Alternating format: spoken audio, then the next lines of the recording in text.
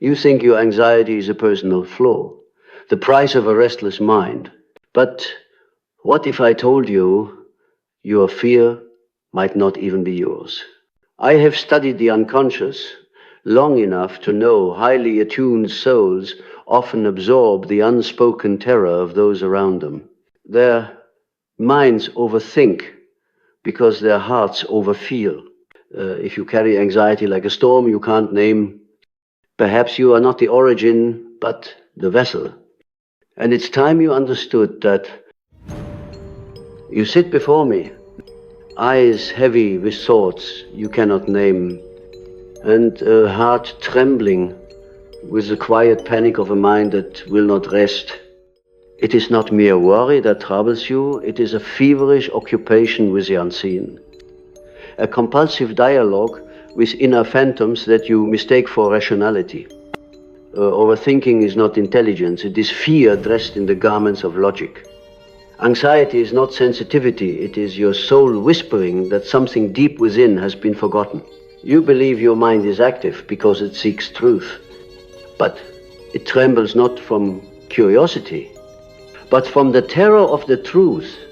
It already senses, but cannot bear to confront this endless inner chatter.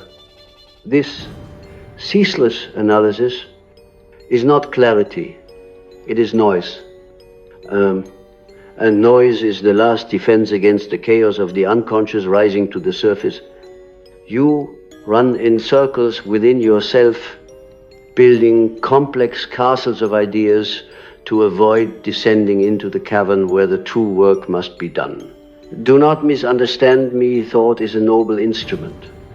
But a mind that cannot rest has been hijacked. The instrument plays itself. The conductor has fled. You no longer think you are being thought. And in this reversal lies the danger, for what you call intellect becomes possession, and the possessor is a shadow you refuse to meet. A man once came to me, weary and worn, claiming he could not sleep. He described dreams layered with symbols, spirals of eyes watching him from a forest of mirrors, a child weeping under a staircase, a snake coiled around a shattered clock. He told me he was afraid of madness, but what he feared was not madness, it was initiation. The dreams were not signs of decay, they were invitations, but the conscious mind, so enthroned in pride, mistook the call to the underworld as a threat rather than an initiation. An anxious mind is a battlefield where the ego and the unconscious wage war in silence. The ego, armed with control and precision, tries to maintain order. The unconscious responds with images, moods, archetypes, and chaos. And when you refuse to make peace with the chaos, it erupts through anxiety, obsessive thoughts, compulsions, and phobias. You do not suffer because you are broken. You suffer because a deeper part of you is knocking on the door, and you will not answer. Every overthought is an exile. A part of your soul unwelcomed in the conscious realm, and like all exiles, it grows hungry, desperate, and loud. What begins as a whisper becomes a scream if ignored too long. And thus the mind spins, not to solve, but to drown out the sound. There is an ancient law in the psyche: what is not integrated will be projected. The parts of you you cannot bear to meet will appear in your relationships, in your symptoms, in your dreams, in the people who trigger you. You will say, why does the world trouble me so? But it is not the world, it is the unclaimed self, dancing in front of you in grotesque masks, the overthinker lives in perpetual exile from his body. He abandons the gut, the chest, the skin, and seeks refuge in his head. But the head was never meant to carry the whole of life. The body is not a prison, it is a temple. It is the stage upon which the archetypes play their sacred drama. To ignore the body is to mute the myth, and what is repressed in the body returns as tension, illness. And this is, not metaphorically, but quite literally. I knew a woman whose panic attacks came each morning at the same hour. No doctor could find a cause, but in analysis, we discovered a dream. She was being buried alive by her own hands. Each morning, she awoke gasping. Her soul was staging a resurrection. The life she buried to be accepted, to be good, to be loved, was rising. And it would not let her breathe until she breathed it back into being. Your anxiety is not a malfunction. It is an alarm. It says, there is life unlived within you. It is the ghost of your potential, the echo of your unloved truth. You do not need to escape it. You need to face it, feel it, and free it. Do not seek to silence your thoughts with force. That is violence. Instead, inquire. What are they trying to protect? What pain have I not allowed myself to feel? What grief waits in the dark, asking only to be witnessed? The anxious individual often believes they are too much, too sensitive, too intense. But I tell you, you're not too much. You are too full of unmetabolized experience, full of dreams deferred, full of soul. And the container you have built, this carefully managed persona, cannot hold the immensity of who you truly are. That is why it cracks. The persona, your social mask, is thin. It is meant only for the surface of life. But you are an ocean, and the pressure of the deep cannot be contained by shallow structures. The deeper self will break through, always, and it will use whatever means necessary: anxiety, obsession, exhaustion, illness, not to punish, but to initiate. Do you see, the psyche is not cruel. It is persistent. It is loyal to your wholeness. Even if you are not, what you label overthinking is often the last desperate attempt to manage what must be surrendered to. You cannot think your way into healing. You must feel, you must dream, you must descend, you must grieve.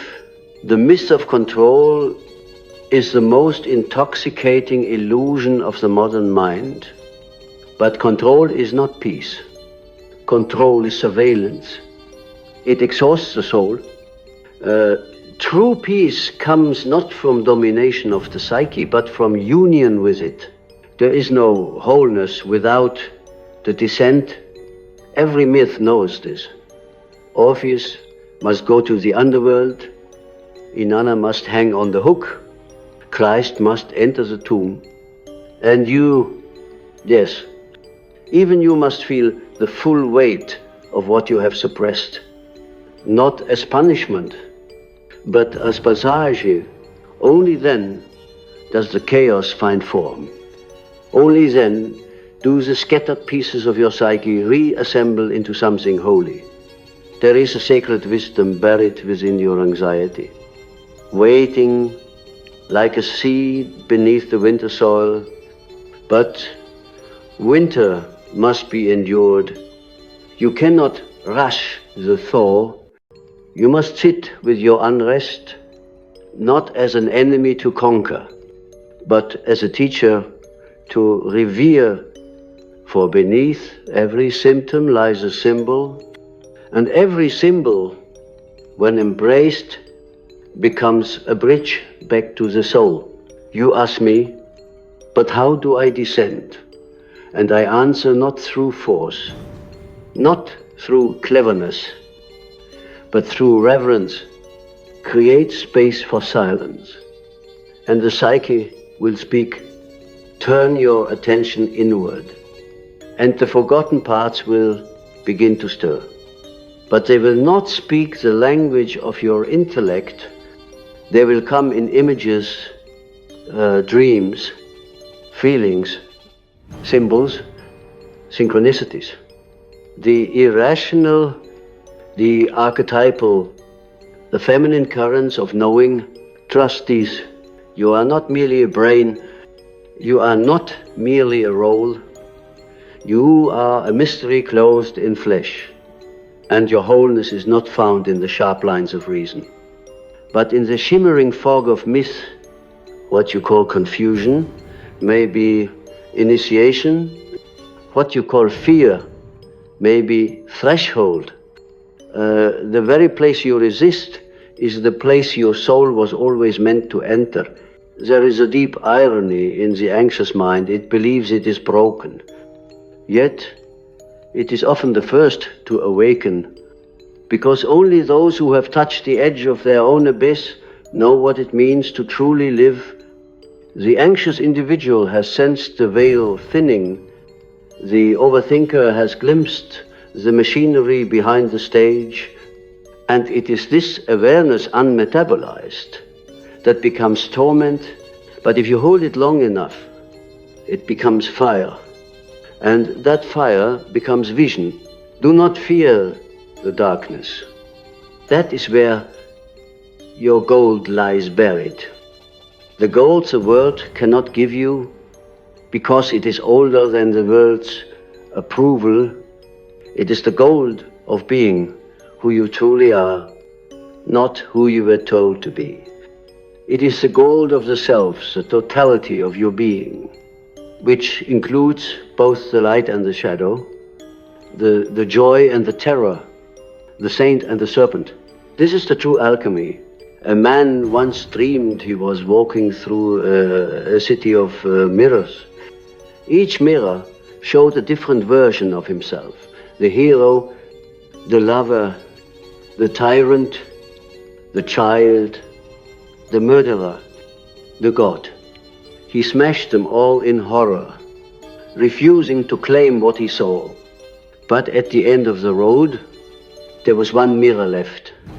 He gazed into it, expecting another distortion, but it was empty. He saw no reflection at all. He awoke trembling. What does it mean? He asked me. It means, I said, that until you integrate all your fragments, until you stop smashing the parts, you cannot tolerate. You will never see your true face. The anxious overthinker is like this man, smashing mirrors to preserve an image. But the self is not an image, it is a living paradox. It is the dancer and the storm, it is the king and the beggar. And you must make room within yourself for all of it, or you will live at war with your own nature. When I speak of integration, I do not mean perfection. I mean truth. I mean making peace with the opposites within you. I mean learning to carry your contradictions like sacred relics.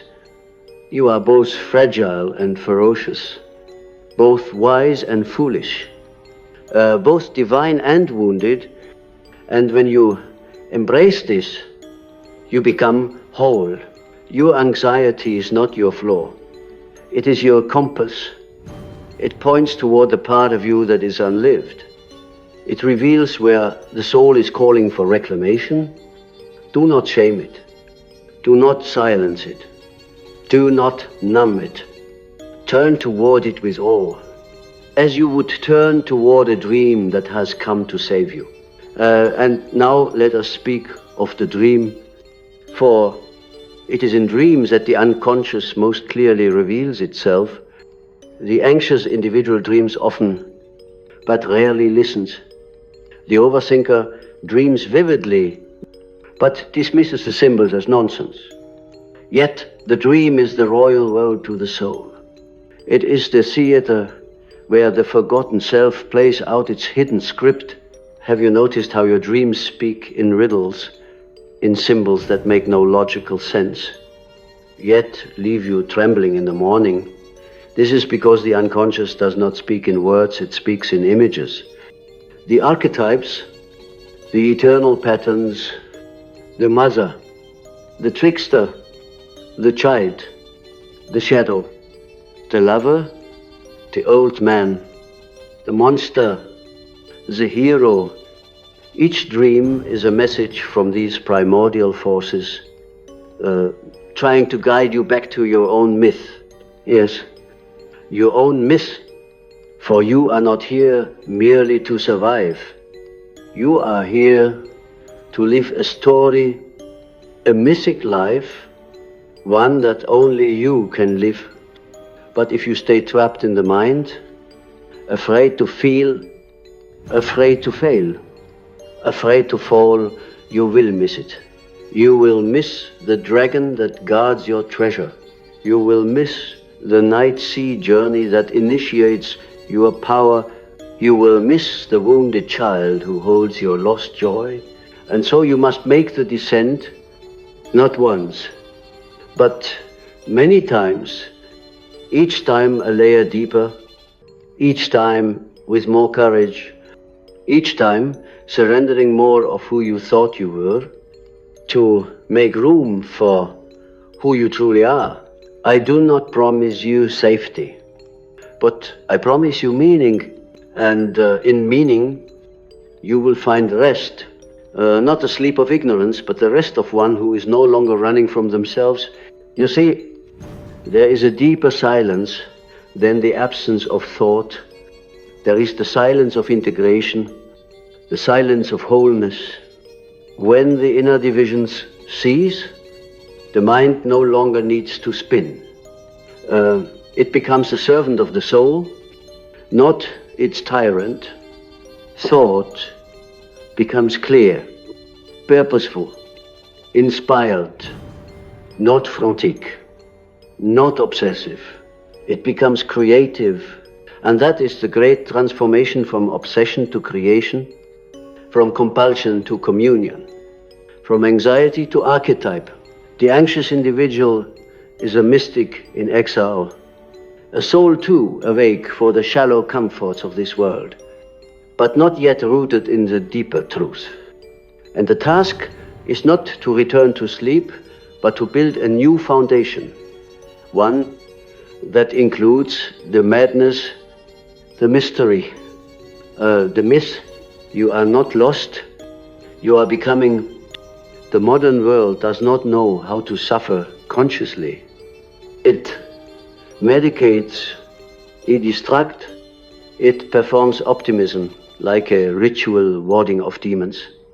But suffering, when given meaning, becomes sacred. It is a fire through which the ego burns and the self emerges.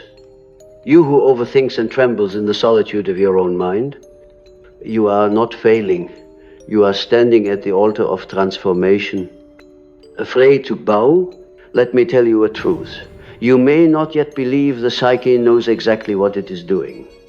Your anxiety is not random. It is orchestrated with the precision of 1,000 generations of archetypal memory. You are being called, summoned, initiated not into madness, but into depth. What you mistake for chaos is often a reordering. What feels like falling apart is, in truth, the breaking of the old shell. Self does not emerge gently. It erupts like lava through the crust, like a god reclaiming its throne from the false king of ego. There is a myth from the East that speaks of this. A man carries a jewel in his pocket, but forgets it is there. He begs on the streets for coins, unaware that he is already rich, and so it is with you. You beg for relief, for silence, for control, forgetting that you carry the source of healing within you, the jewel of awareness, the divine spark, the self. But the jewel must be claimed not by wishing, but by wandering, not by managing symptoms, but by entering the labyrinth. Yes, the labyrinth, that is the shape of your inner life. A winding, twisting, sacred design. And at the center waits the Minotaur, not as enemy, but as gatekeeper.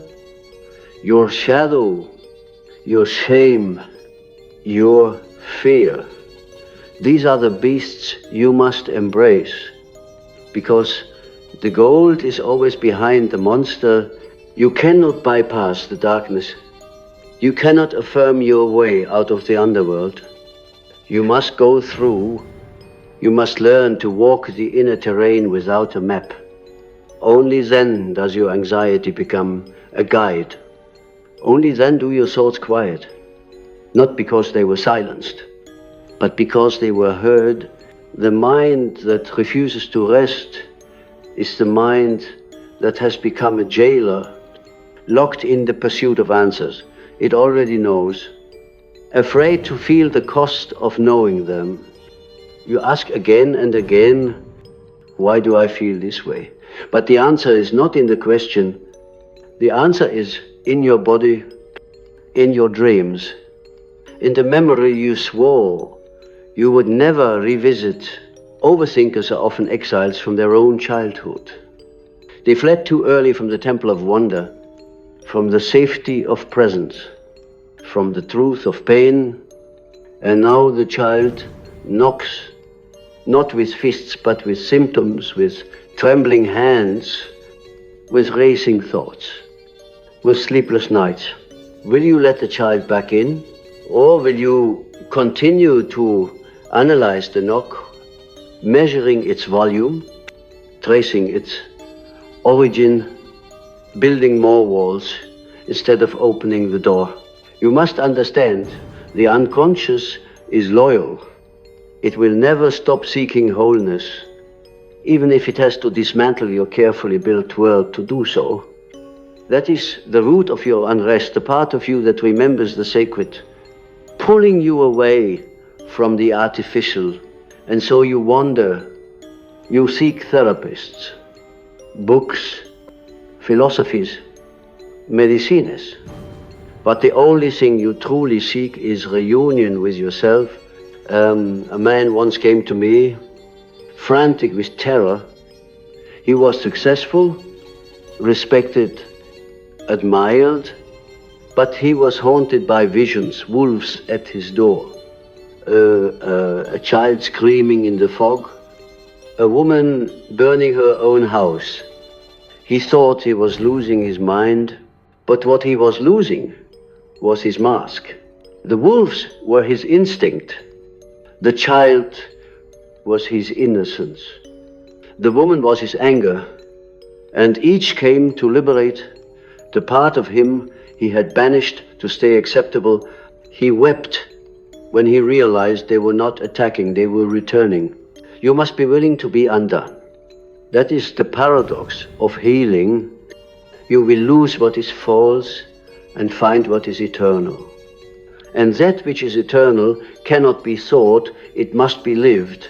There is a silence deeper than sleep, a stillness beneath the mind, a center of gravity in the soul. And when you touch it, even for a moment, the overthinking ceases. Not because it was defeated, but because it was integrated. The thought that used to obsess you becomes a voice among many. The fear that once paralyzed you becomes a guide. The chaos that drowned you becomes music. But to reach this place, you must stop resisting the descent. You must become the wanderer, the hermit, the alchemist, not in appearance, but in essence, The alchemist, you see, does not change. Lead into gold, literally. He changes himself. He takes the dense, heavy matter of life, grief, shame, failure, anxiety, and subjects it to the fires of consciousness, to the waters of emotion, to the air of imagination, until it yields its hidden radiance. Your anxiety is the lead, your attention is the fire, your courage is the crucible. Will you enter the work, or will you continue polishing the surface of a vessel that was always meant to crack? I speak not to shame you, but to awaken you, because I see in you what you do not see in yourself. A soul ripe for rebirth. And I tell you now, rebirth is not a metaphor. It is the truth at the heart of all transformation. The anxious mind is the birth canal of the deeper self. The contractions are real. The disorientation is real. But so is the child being born, the new way of being that cannot be known until the old way is released. So release it. Release the belief that your thoughts define you. Release the lie that your feelings must be controlled. Release the need to fix what was never broken, only forgotten. The deeper chaos you fear is not madness. It is memory. It is meaning.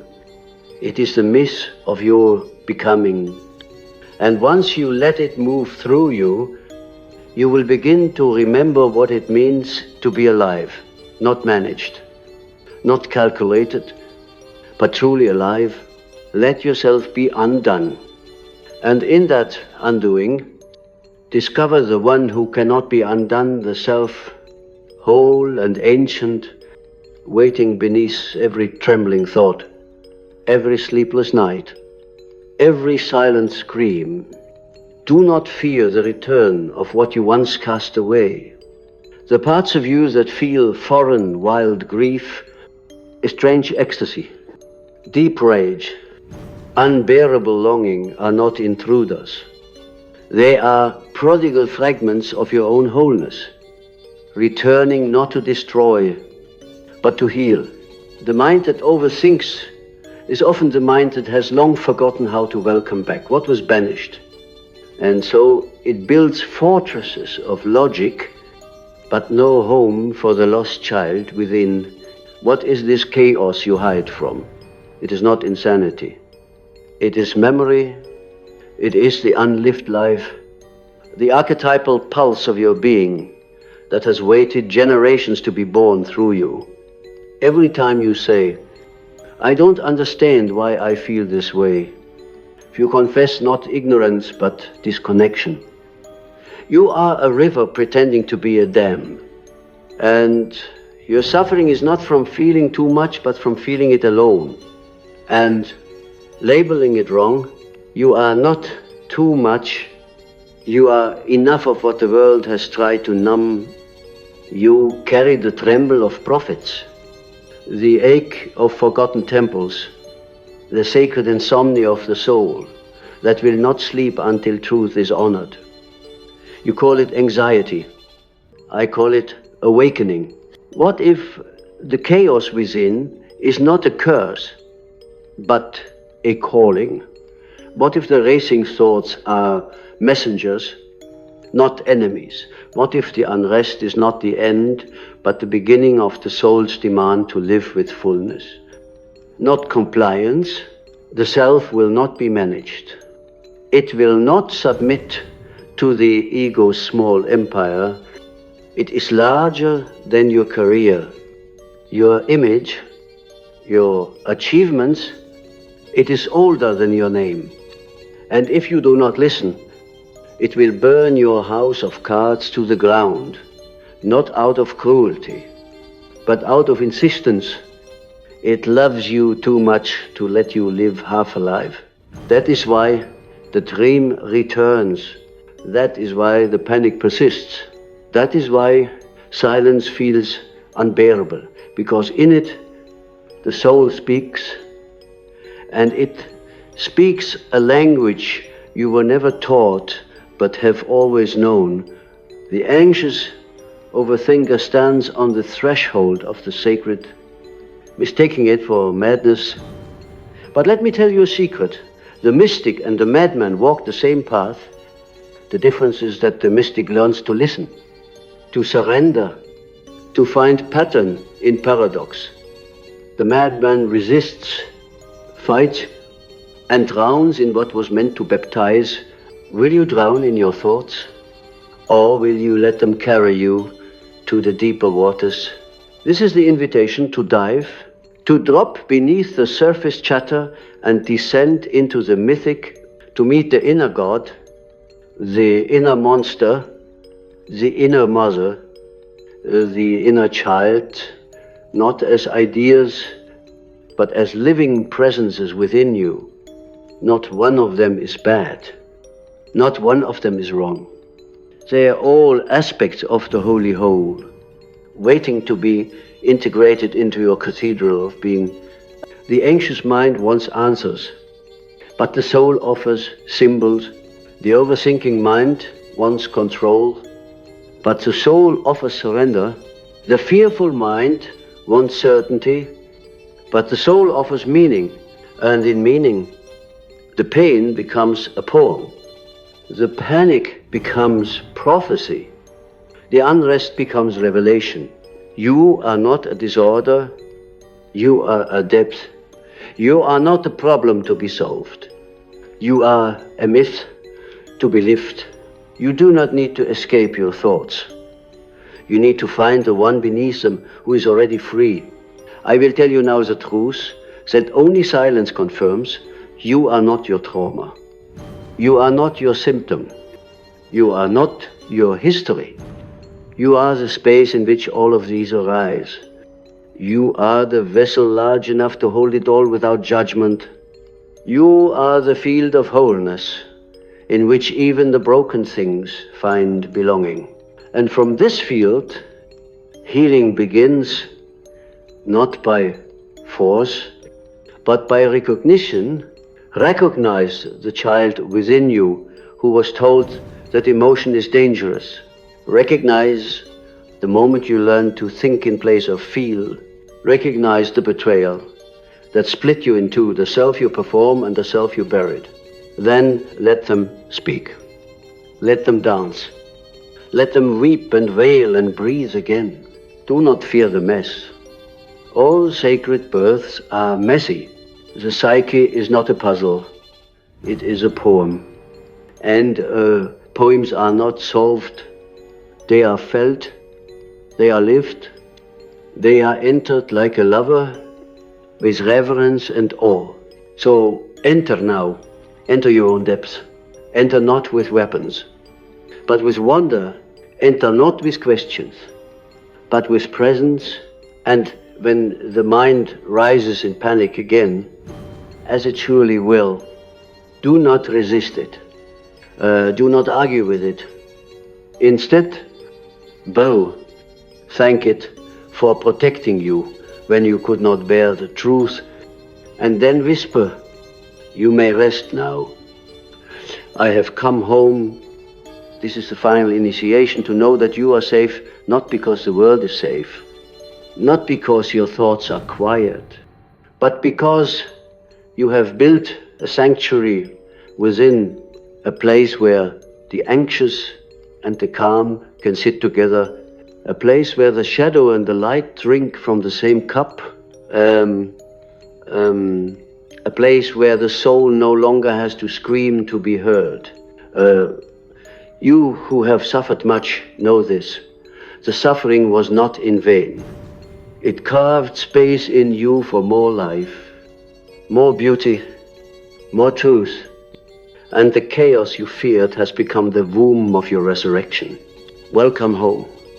Wanderer, the mind may still chatter, the body may still tremble, but the self, the great and ancient self, has returned, and it will not leave, not now, not ever